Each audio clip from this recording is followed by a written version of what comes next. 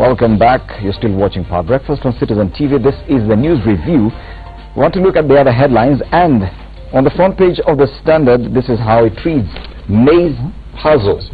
Tough questions on food security imports. That's a big headline on the Standard this morning. On the Daily Nation, they also feature the same story on the front page. Imported maize is surplus of old stock from South Africa. Now, this is not the first time we're having such a major importation of maize into the country. Remember, a few years back, something similar happened, and it caused a scandal. Yes, I remember at one point, Agriculture Minister, the then Agriculture Minister, William Ruto, now the Deputy President, had to defend himself in Parliament when accusations of irregularity in how the maize was acquired. Are we looking at something similar? And that's the thing we're saying. Are we looking at something similar? That every time we have this issue of maize needs to be imported, then we have such headlines: maize puzzle, questions on why the supplementary budget, or rather this issue was allowed, and then 5 days later the maize was already at the port of Mombasa. How easy is that to happen? We were told the maize is coming from Mexico. Now we understand it came from South Africa. There's so many questions. Probably we do not understand the nitty-gritties. But are we looking at another possible scandal when, in as far as this maize importation is concerned? It's a heavy question. I would invite those who want to comment about this in editorials, in talk shows like this, and in press conferences, to invest more hope in our institutions to work their way. Just like we have disputes that we take to court, I know that the Parliamentary Departmental Committee on Agriculture is in Mombasa. I'm a member, but I could not find the time for that travel for the last 3 days, and they met officials concerned with this docket, Ministry of Agriculture, and also did some investigations with the handlers at the port and the importers. I have not received an update on that because we need to do a report through the clerk. I think that the docket need to explain in detail. Well, you said the docket, that's the Ministry of Agriculture. The Cabinet Secretary, yes, in charge of agriculture. Because what you are ending up doing is to have political posturings in political areas where people will say we want to have a revolution. You are making it a campaign tool, really pure politics. And then you have people making an informed defenses of the matters thereof. I think we can ped judgment awaiting a comprehensive statement. But yesterday, but you see a need for such kind of a probe? Definitely. When there is a national issue of whatever scale and whatever magnitude and whatever content, there is an obligation by the public officer in charge to give an explanation. And I understand that today or tomorrow the Cabinet Secretary will be giving a detailed statement of facts. And unless one has seen the fact sheet about the players involved, the importers, the business transactions, the KPA transactions, the Kenya Revenue Authority transactions, one can only make half-baked conclusions. Yes. And therefore I, Kabado Kabando, as a member of the Committee of Agriculture, who has not participated in the investigations up to now, and who is awaiting a report from cannot comprehensively and with correct information comment. However, I can say authoritatively and with courage that any effort by government of the Republic of Kenya, led by Uhuru Kenyatta, to make quick interventions to cushion Kenyans suffering because of high cost of living, food shortages, and other basic needs is necessary. It needs to be loaded, because the alternative and the otherwise of it is for the government to sit and complain like opposition. And in any case, even if it ends up in scandal, in any case, we only expect the opposition to take advantage of the unhealthy situation of any circumstance. Did you see in Afra Stadium? They are actually mimicking, they are mocking they are becoming satirical It's my on turn. Unga.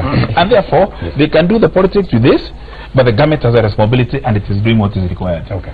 I want Kenyans to know that this maize scandal is a very major scandal in this country. And as I mentioned earlier, wonderful ideas might come in, but Jubilee government takes advantage to milk more money from the Kenyans. I want to tell you this. When you talk of security, and particularly the element of food security is very critical, and every government that cares for its people must look into. We have something called SGR, the Strategic Grain Reserve. This is whereby the government must always ensure that we don't go less than the minimum threshold. We had the CS mentioning some times back that we have enough food when it comes to the SGR, enough maize. All of a sudden, we see shortage of maize. And in this case, if the government came in terms of controlling the maize prices or the flour or the unga, the importation should go to the SGR, the Strategic Grain Reserves, so that they release from there for controlling purposes to the millers. In this case, it's the opposite. We are seeing private millers who are doing this. Importing directly. Then the president comes and says, here, we are going to, from the proposals of the Treasury, that we want to have duty-free maize. These are conspiracy. They had already planned that they are getting maize from Mexico, and it was already somewhere waiting. Within a very short period, we are told the maize has already landed. From Mexico to here, I can tell you that when we do the shipping, it can't reach here in less than 60 days. That means this maize was somewhere. Again, the president comes again and says, we want... To the headline, it says it came from South Africa. Absolutely. Initially but initially it was Mexico. Now it has has changed from South Africa. I'll not be surprised. It has moved from Mexico, South Africa, and maybe it was already in Mombasa. That's why we are saying this is a major scandal. Then the president comes again and says, we are going to have a supplementary budget. And as we speak right now, I think last week the budget committee has been liaising with the Treasury so that this should be able to come to Parliament before the end of maybe this week or next week, so that government can be able to get money from the consolidated fund for purposes of this corruption. This is a conspiracy where we have scandals. There are some people who are doing this. As you can see, even the CS cannot come out and explain to the Kenyans. And this is a pity to the people of Trans Nzoia and the great people of Rift Valley who produces maize. If you are going to import this excessive maize in this country, that means the poor farmer in Kitale, the poor farmer in Rift Valley cannot get value for his money. You'll get your harvest, but you'll not sell. Because you've imported a lot of cheap, you're not caring about these farmers. And that's why the Jubilee government is not concerned about the common Mwananchi. It is just there to milk that common Mwananchi, to impoverish that person, and that's why the cost of living, as you can see, they're taking advantage of this. Okay. This is a conspiracy, and we are telling Kenyans, we want the CS to come out clearly and answer these questions. And my friend who is in the Agriculture Committee, he agrees with me. Okay. But of course, when it comes to issues of food security and the cost of living, the price of unga, that is very basic, and it goes down to the Mwananchi. Surely, don't you think that this whole maize importation could have been handled in a better way? First of all, you need to give him water, you need to give him a pill to cool down, and I understand where his hunger is coming from. He's not bothered about the farmers of Kitale as per se, because at the moment the farmers of Kitale have no maize. He's the front runner in the front line in the NASA management team. He's very, very agitated. But hold on a minute. He's very agitated because where they had the anchor, the hook to get hold of Jubilee, is slipping away. Because they were in a Afra stadium the other day, very worried about the price of food. And now he has just realized the price of food is coming down in very few days, in just a week or two, and that there will be have nothing to serve to the people. But in terms of, I'll come back to your question. I want you to respond to some of this, because he raised some of the questions, and they've been raised here on the front page of the Standard, and I would want, for the sake of the viewers, for them to get some of the questions raised. Where was the imported maize sourced from? As available information contradicts the CS's position that it was from Mexico. Who brought in the maize? When was the procurement done? why did the CS go to Mombasa to receive maize imported by private millers? Because if it's coming in by private millers, then why is the CS or the PS there? These are some of the questions. I am coming to how long will it take before the price of unga falls? Can you see the headline? Yes. The headline. This is the puzzle. Yes. Can you see the headline? The headline is self-explanatory. It talks about a puzzle. Yes. A puzzle. Yes. That means it's a puzzle. So it is not. Okay, let's allow that. It's not. It's not a puzzle. I was on the hang of Chris and why he looks so agitated. And I want to come to my contribution and tell you this: we have a problem, and the problem was shortage of maize, shortage of grains, price of unga. To me, the end justifies the means. It does not matter whether that maize comes from heaven, it comes from South Africa, it comes from Mexico. As long as we have maize at affordable price and flour in the supermarket has come down and Mwananchi can afford it, and it is of the right quality, it's not yellow maize or it is not maize that is contaminated. That's what really matters. As into whether we'll have been overtaxed about it, that should be a reason for worry. But for now, I want Chris to tell me where money has been removed from the exchequer to buy maize at exorbitant prices to take care of the problem of the maize shortage. Because we are informed that the only thing that the government did is to give allowance, a room, a window for duty-free maize, which is okay. Because at the moment we have not lost any tax because usually we do not import maize because it's there from the farms. We know the rains failed last rainy season. We know there was also a disease, a breakout of a disease for maize in the western region, including Kitale. I used to see it on TV, and therefore there was no maize. And when there is no maize, and we have not lost any money in terms of maybe waiving the duty, why should we be so worried about the millers being given duty free and they have brought in the maize? If I tell millers bring maize from Mexico and the millers bring maize from Ethiopia, why should I be worried? As to why the minister went to receive the maize, Kenyans want to see what is happening. The miller will not go and say that I brought in maize. The minister is trying to tell Kenyans, and of course it's a point of concern. Give them hope that we have seen that maize is already coming. The EU was there to inspect to ensure that we don't have yellow maize that has come in. It has to be of the right quality to be able to be consumed by Kenyans, and that's really what matters to us. As to whether it came from South Africa, Mexico, or any other part of the world, it should not be of concern to any Kenyan. It is of concern. He's speaking this way because this man comes from Tarakaniti, and you know the history of Tarakaniti. Tarakaniti has come out to be known of some things which you know, which are in the public. Which things are you talking about? And you know, so this man, where he comes from, I come from where there is maize production. He's not concerned about the local farmer. So the other day we don't eat maize from Kitale, we grow maize. Listen, I come from Trans Nzoia. I come from Rift Valley. This is an area where people grow maize. We also grow maize. If this surplus of maize, the way it's coming anyhowly, it is going to affect the local farmer. I'm here to represent the people of Rift Valley. I talk for Kenyans. Listen, we want this one to come in. Listen, we know we are being told surplus. We don't want something which is beyond the quantities we want. Because if it flows in the market, it's going to affect this great farmer from Rift Valley. We are told is the one that feeds this nation. So as we bring in the importation of maize, it must be controlled so that it does not flood the market. And this busy farmer who is struggling from Rift Valley, after he has grown the maize, he has harvested, the price has gone down because of the maize that has come in through corrupt means. This is my concern. You see, he says it doesn't matter to him. But I'm here also to speak from the issue of the Rift Valley. So the challenge here is this: a concerned government must be concerned by its citizens. In this country, we know maize production, for instance, comes from the North Rift. So if you bring this thing excessively, it's going to affect this farmer who is struggling, who is buying fertilizer at a very high cost. But do you see the need to have this imports right now, ostensibly to bring down the cost of living? I had mentioned earlier the controlled. The control, that means just the way the quota system was being done when it comes to sugar. So that you must protect the local farmer. If we've done this and we've realized there's that shortage, and that is one greatest role of National Cereals and Produce Board.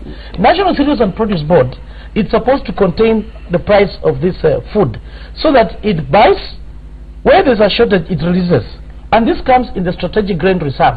And because we don't have it in the strategic grain reserve, we want controlled quantities to come in. So your program, controlling. Don't allow the excessive has come in. It is going to kill the farmer in Rift Valley. Okay. And again, why are you allowing Chris to lie to Kenyans? Why are you allowing Chris to I'm not lying to Kenyans. Why is the proof? I'm telling the look of the standard. Excessive. Surplus. Why do you have surplus? Thank you very much. Amidst the screams, the din and notoriety of opposition tantrums, we must calm down, be cool, and look at the problem and seek a solution. All right? We have systems in this country, and I'm not dismissing the need for us to discuss generally. But you know, when I come here and I start dismissing a whole county, that you come from a certain county called Rakanivi, you know, as leaders, you must have responsibility to know that we don't stand for our ethnic groups.